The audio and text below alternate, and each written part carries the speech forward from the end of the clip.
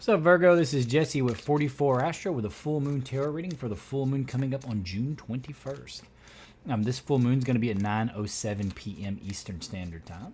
It's going to be at 1 degrees Capricorn, which will put it in the 22nd mansion of the moon. If you don't understand why I always mention the mansions of the moon, is because all ritual magic, all magic from the very beginning, was based off of the astrology of the movement of the moon, the mansions of the moon. And all ancient systems of astrology included the mansions of the moon. Even Vedic astrology right now has nakshatras, which are lunar mansions. If you watch any of my astrology videos, you'll know that pretty much everything, even religion, is based off of astrology. All the pantheons, the ancient pantheons of gods, all were assigned to a planet. Anyway, this full moon will be a strawberry moon. A strawberry moon means that the moon is lit up and it looks red or pink, but it's lit up by the star Antares, which is also known as the heart of the Scorpion, which, as you can guess, is in the center of Scorpius. It is the brightest star in the constellation of Scorpio. It's the fourth brightest star in the sky. It is a red supergiant. It has been given reverence since ancient antiquity by all kinds of old civilizations. The Babylonians called it the vermilion star, the king, the hero and the king, the creator of prosperity. The Maori believed it was the chief of all stars. It's so bright, and we've seen it through all of human history, so it's always been given lots of reverence, and it's in the heart of Scorpio. And Scorpio is a very intense, powerful sign. That's what it's known for. It rules power, it rules sexuality, it rules transformation, it rules death. But it's a very powerful star, a very powerful constellation, and it's what's going to be lighting up the moon. Now, the astrology for the moon itself is in Capricorn, opposite the sun in Cancer. This axis is about the birth of something new, or love even, or a birth of a child, and then the other side of it is legacy, asserting yourself. You got two of them. How are you going to assert yourself in the world? What's your standing going to be in the world? That's what Capricorn's all about. So it's love and legacy. And the sun, which is in the sign of love, Cancer, particularly motherly love, but it's in the sign of Cancer. Time for healing. And you are very close to achieving your goal. Very nice. So the sun is square Neptune, and so is the moon. So yes, it's good for love, especially since the sun will be conjunct Venus. Mostly Venus represents love for men, but it can for women as well in their chart. You just got to kind of look and see. Generally, it would be Mars. You want to see what the Mars was doing for a woman. But it would look like it's a good time to find new love or to fall back in love, these types of things. But because Neptune is square both the sun and the moon, there can be a bit of deception around it. The moon will kind of create self-deception because it's your inner world. So you got to be careful of like what you believe something is, before you invest in it. You can't just invest in it and be like, oh, it's going to be this, and then it turns out to be something else. And with the sun touching Neptune in a square, that could be people around you deceiving you or telling you what things are when they're not really that kind of thing. Just a little kind of deceptive, confusing, illusory things that kind of surround us in life. So not to say that you can't fall in love or find love right now. You definitely can, or there will at least appear to be right there, the opportunity for that. But just be aware of like self-deception, things like this. For Virgo ascendant, if you are a Virgo ascendant, your fourth or fifth house will be lit up by the moon.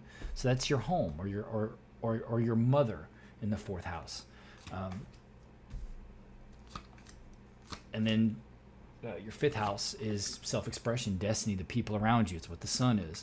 So just be aware of like self-deception, or it's more like just like having an idea about doing something but then not actually doing it. That type of thing. Not being realistic about something that you really can do, like sell your house and buy a new house, or like completely remodel your house, something like that, or just some issue with your mother, anything like that. But just it isn't reasonable, right?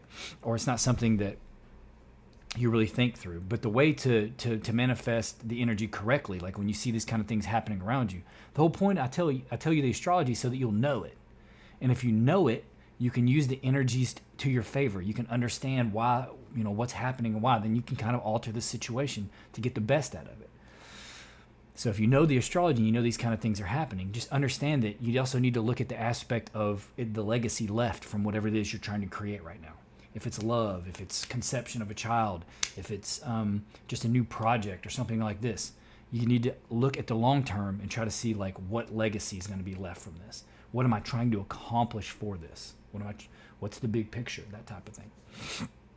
And if you can balance that kind of energy out and be realistic about what things are, not what you want them to be, that's that whole Neptune energy. You can navigate this and be very quite successful with it. Anyway, Virgo, it's a time for healing. Some of you are healing right now, whether that be physically, emotionally, psychologically, either way. And it says you're very close to achieving your goal. Very nice. So the goals will be different for each of you. It's a general reading. The core of the reading is the Queen of Cups. So this could be a water sign around you, someone that's you're involved with, or this is your own emotional nature, something that you're trying to nurture, because she has quite the chalice in her hands.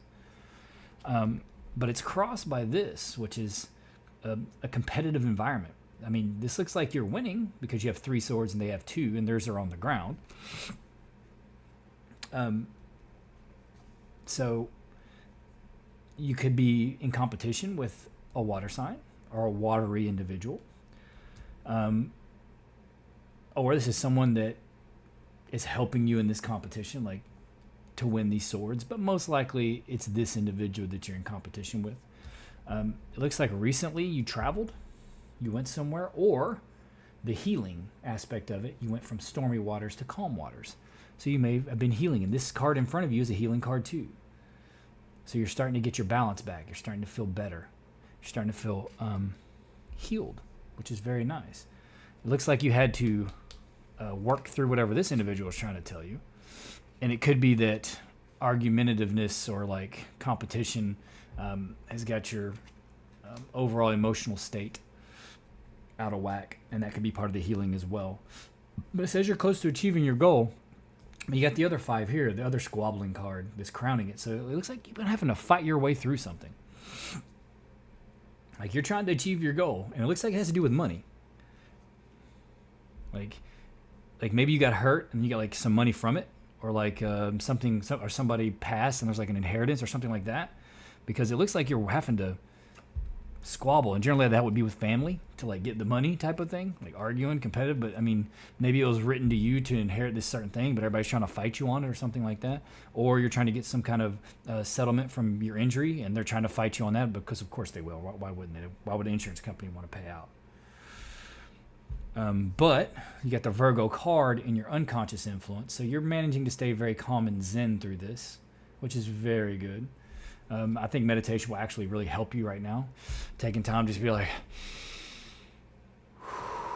especially when these types of situations come up, when you're having to argue with these people and clearly win, by the way, you're winning whenever this is going on, but it can be draining. So you definitely want to be patient, and you're going to want to heal. This is also a very patient card.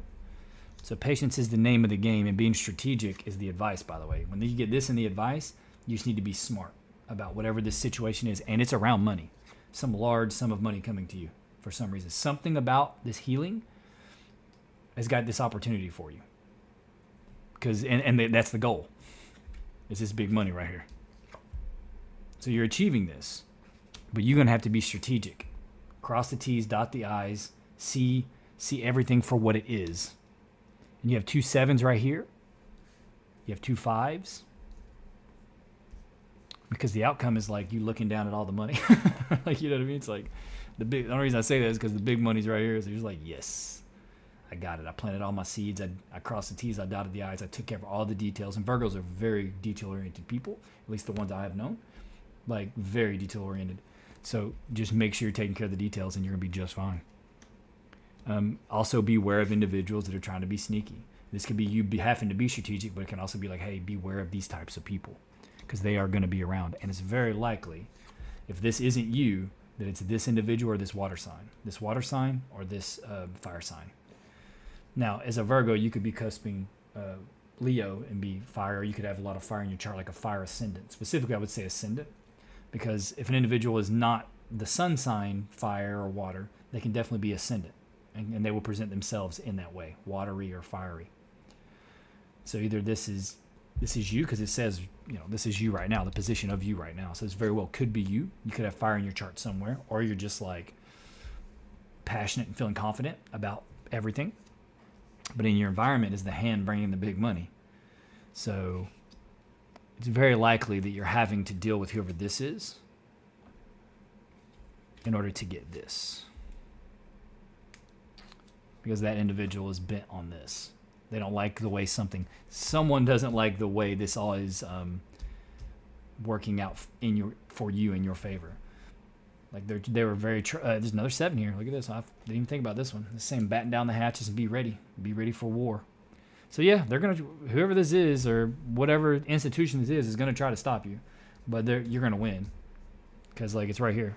It's you looking down at all the money, and 777 is a destiny number and a lucky number. So every time I see it, 777 and 888 always seem to be lucky for me. When I'm seeing those, things are going good for me. I already know. So hopefully that's what it means for you, and it's different for every person, right? You need to actually pay attention when you see these numbers, the things that are going on in your life and going on in your head, and you can start correlating them. And it's different for everybody, because everybody has their own unique expression from the unconscious. Your connection down into the everything, the all, down to the primordial beginnings. That's where the unconscious is in. There's no boundaries down there, so everything flows together. But when it expresses itself to you individually, when you're consciously seeing these signs, it's a specific language for you. It's your unique language, and only you can really know it. You can read about what it meant for other people, and you can try to correlate that and see if it correlates with you, and sometimes that helps. But realistically, it's going to be unique to you. So you always want to see that. So if you are seeing 777, destiny stuff, looks like it's going to be lucky for you. I'll say that. Because, I mean, you see 777 and see this. It's very nice, especially when it's in your environment. It's in your environment right there. So it's very nice. A lot of squabbling going on. It's like, because when there's money involved, there's always going to be squabbling. People are going to want their piece, or they're going to want to try to get it. They're going to try to keep you from getting all that crap. So if it's something that you got hurt from, and then now you're getting paid out on it, you're going to achieve your goal. And if your goal is this, boom, success. Hey, it might not even really been the goal, but it's what's going to happen. The goal might just be to get past it and get healed. So if that's the goal, that's wonderful. And this just happens to be one of the things that goes along with it. All right, Virgo, that's all I have. Please consider liking, subscribing, and commenting. Also, click the bell. I'm a small channel. It's not going to recommend my videos for you on your front page. It's just not. I'm too new to the platform, and I don't have that many subscribers. So if you want to see my videos, you hit that bell, and every time I upload, it'll tell you.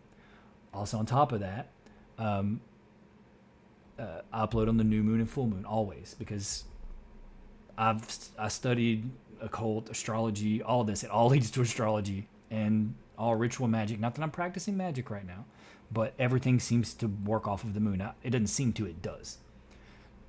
Individuals that know are working off the cycles of the moon, the lunar mansions of the moon. Astrology is based off it. It's the fundamental science. Astrology is for these tertiary mediums or expressions that use it. So I always base everything astrologically. Okay, with that being said, you don't have to do any of that if you don't want to. Either way, I'm just grateful for the view, and I'm grateful for you being here, Virgo. Happy full moon.